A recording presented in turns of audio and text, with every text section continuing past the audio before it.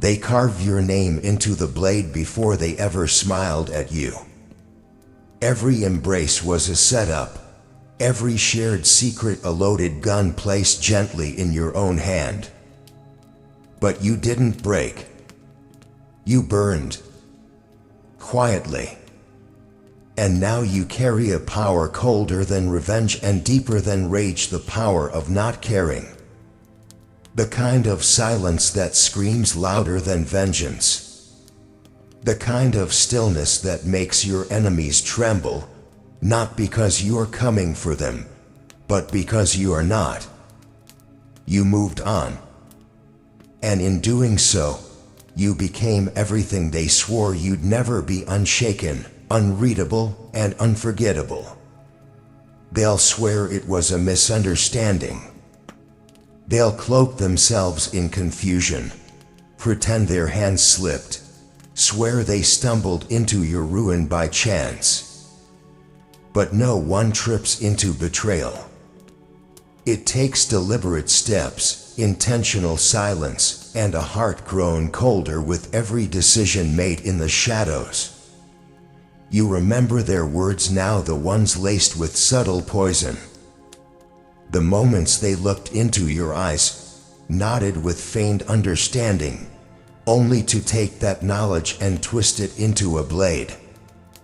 They watched you open your chest to them, watched you bleed trust, vulnerability, hope, and instead of holding that sacred, they documented your weaknesses like architects of collapse. They were not accidents in your story, they were architects of devastation, and they designed your breaking point with care. But something shifted the moment you saw them for what they truly are. Not the painted masks, not the comforting familiarity, but the malice beneath. The calculations behind the warmth. That shift rewired you. It burned through the illusion like wildfire, and what emerged from the ashes wasn't a victim, it was something else entirely. Because once you realize it wasn't your fault, once you accept that their betrayal was their choice, not your failure, you begin to reclaim every broken piece they tried to scatter. You stop asking why me, and start asking why did I let them get so close. That's where the transformation begins, not with forgiveness, not with revenge, but with realization. Cold, bitter, painful realization that the love you offered was never truly seen, only used. And that no matter how loudly they perform their remorse now, your silence has more weight than their screams. And when you no longer seek their apology, when you no longer hope they'll understand the damage, they lose everything. Because now, they cannot control the narrative. You've stepped out of the story they wrote for you, and in doing so, you've become something they cannot comprehend, unreachable. They will try to haunt your silence, push you to speak, to scream, to cry, because reaction is proof of relevance. But you've learned the art of absence. You've mastered the power of detachment. And now, when they look into your eyes, they don't see the person they once hurt, they see a ghost of their own making. You don't haunt them with words. You haunt them with indifference. And that indifference, it's heavier than hate. It's colder than revenge. It's the closing of a door they cannot pry open. You've become unreadable, unshakable. And they're left spiraling in a storm of their own regret, desperate to fix what they never thought they could break. But it's too late. The illusion is dead. And in its place stands someone reborn in pain, sculpted by betrayal, and sharpened by truth. You don't need justice to heal. You don't need closure. Because some wounds don't scab, they become armor. You walk forward now, not to escape the past, but to face whatever comes next with a spine they can no longer bend. You don't need to carry the weight of betrayal. You let it forge something stronger. You've stopped asking for explanations. You've stopped looking for remorse. You don't even want them to feel what you felt. You just want distance. And in that distance, you've found clarity. Not peace. Peace is a myth for those untouched by war. What you've found is resolve. And with it comes the power to walk away from everything that once defined you, including them. And now that you see through their masks, now that you've silenced every voice that tried to convince you it was all in your head, you stand alone, but not lonely. You walk alone, but not lost. You've embraced the void they left behind, and you've filled it with your own fire. This is where you stop chasing ghosts and start becoming the storm. They want to see the cracks. They want to see your fury, your tears, your confusion, because every reaction is proof that they still hold power over you.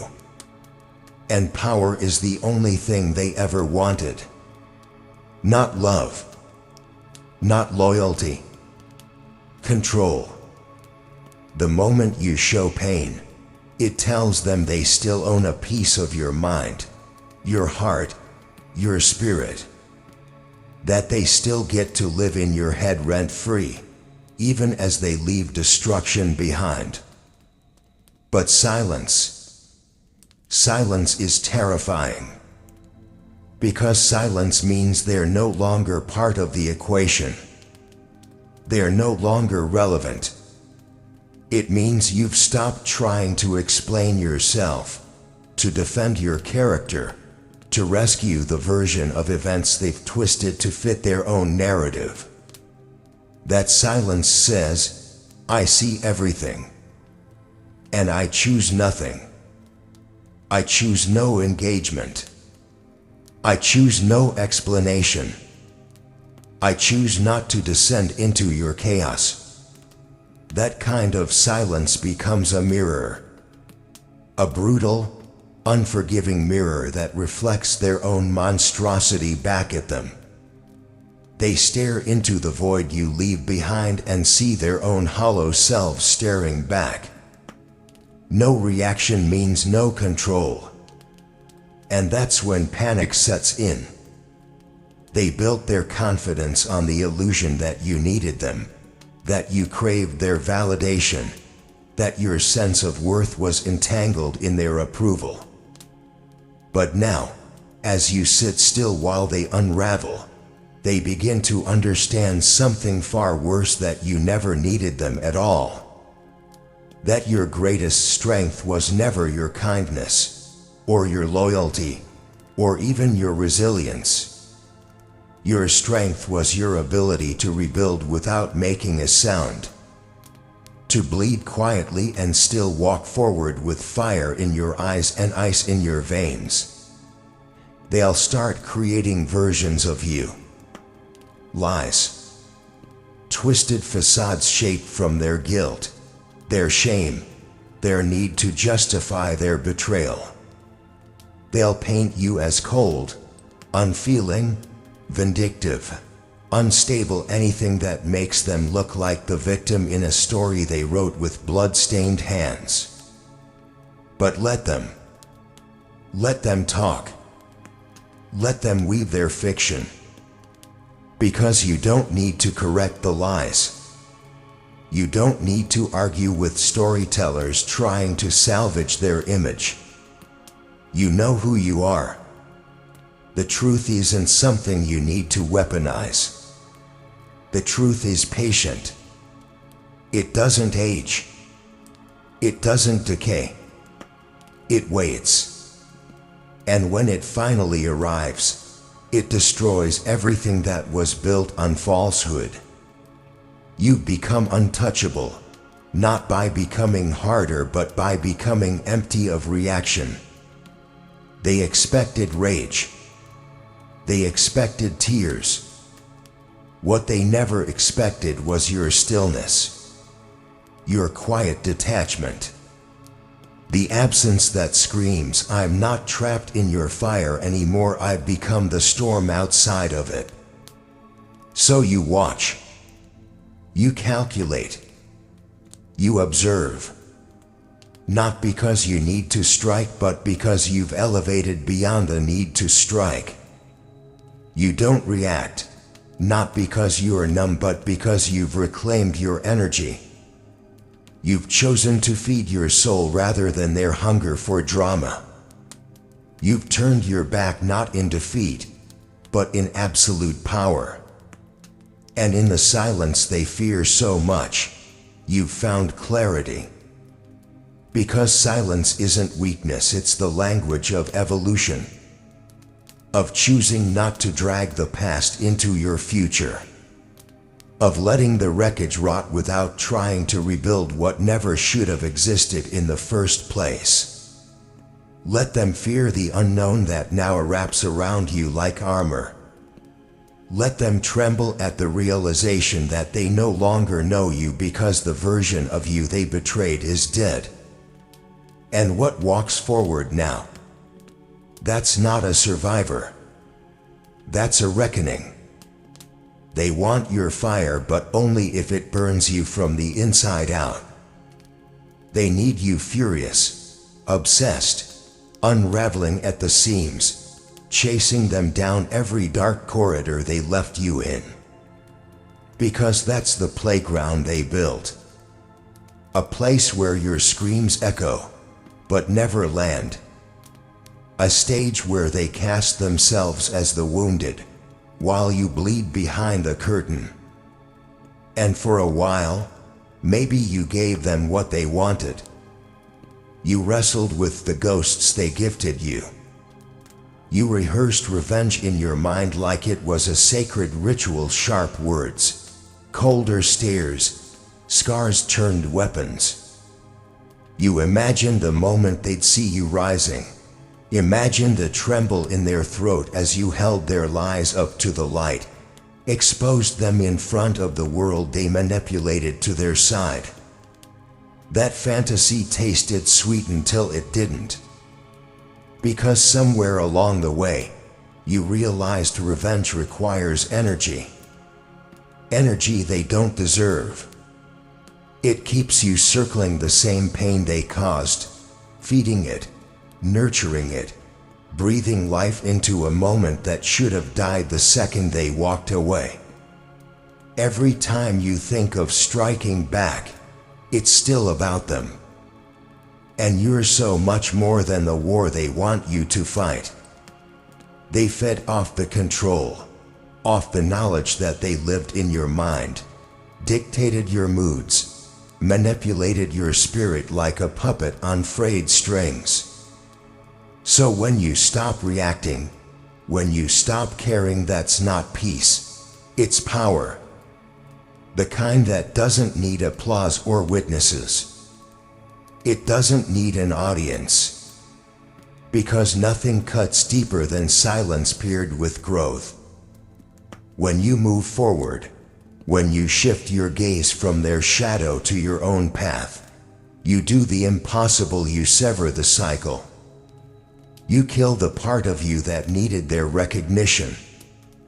You stop being a character in the story they wrote to feel superior. You walk off their stage, and they're left performing for an empty room. And that indifference, that sacred nothingness where you used to keep your pain for them, it becomes a temple, a space for rebirth. Because you are no longer trying to fix the narrative, no longer playing a role. You are writing from scratch now, using pain as ink and survival as punctuation. They wanted to be the villain in your tale. The one who broke you so irreparably that you'd spend every breath proving you weren't weak. But now they're nothing more than a flicker, a chapter you no longer revisit. They'll feel the absence, the void where your obsession used to live. They'll notice the silence in your soul where they once echoed. And it will eat at them. Because deep down, they wanted to matter forever. They didn't just want to hurt you, they wanted to linger. But you don't give them that satisfaction. You don't burn their name into your scars. You walk, you rise, you transform. You become the living proof that their betrayal was nothing more than a trigger, not a tombstone. You stop seeking revenge because you've already won. Survival was the vengeance. Growth was the sword. And now, you don't look back. You don't pause to see if they're watching. Whether they regret it, whether they cry for you at night, it's all dust to you now. What matters is the fire in your chest that no longer burns for them, but for you.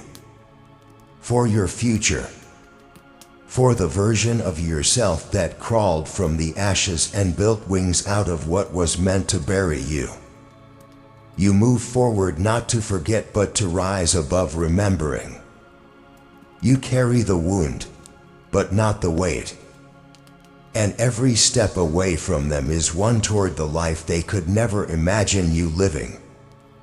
You are no longer surviving their storm. You are becoming your own. And so we end not with closure, not with calm, but with a pulse of fire that never fades. This is Dark Triumphs. Not just a channel. A reckoning. A raw echo for the ones who were broken and chose to rebuild with blade and bone. A haven for the ones who don't want comfort, they want clarity. For the souls who took betrayal and burned it into purpose. For the voices that were silenced but came back louder than fate itself. Here, we don't chase healing. We become the aftermath. We don't look for the light, we are the storm that swallowed it. And if they thought you were done, tell them to remember the name Dark Triumphs. Because this is where pain ends and power begins.